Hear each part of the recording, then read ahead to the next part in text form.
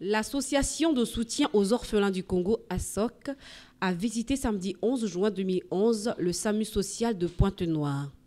Objectif visé, faire connaître cette structure aux membres de ce cadre associatif, notamment les activités qu'il entreprend autour de ces deux dispositifs d'aide et d'accompagnement, à savoir d'équipes mobiles d'aide et le centre d'hébergement d'urgence avec soins infirmiers et psychologiques.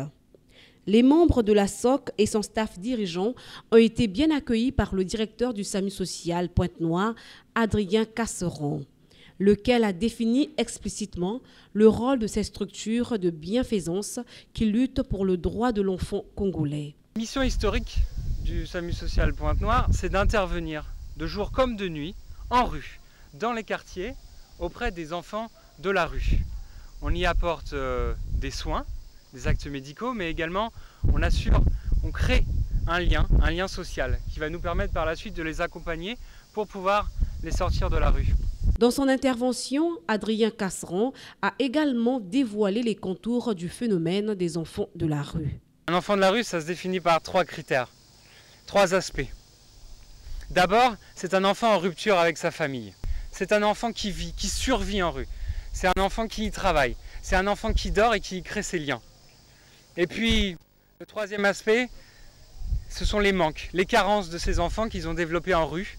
Parce que sans personne pour l'aimer, sans personne pour le protéger, ces enfants souffrent de carences affectives. Cette visite au SAMU social a été riche en instructions, illustrations, la connaissance du parcours de prise en charge auquel les enfants et jeunes de la rue peuvent accéder, à savoir les phases de création des liens, de stabilisation et de réunification familiale ou d'orientation vers les centres d'hébergement partenaires proposant une scolarisation.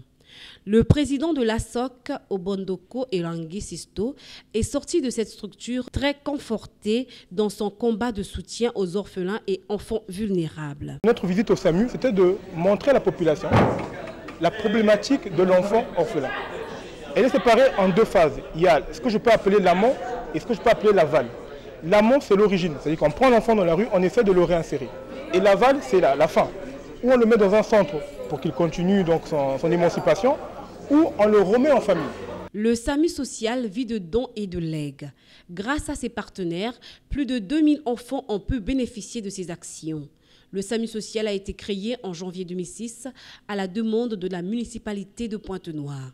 Il lutte contre l'exclusion sociale des enfants et jeunes de la rue.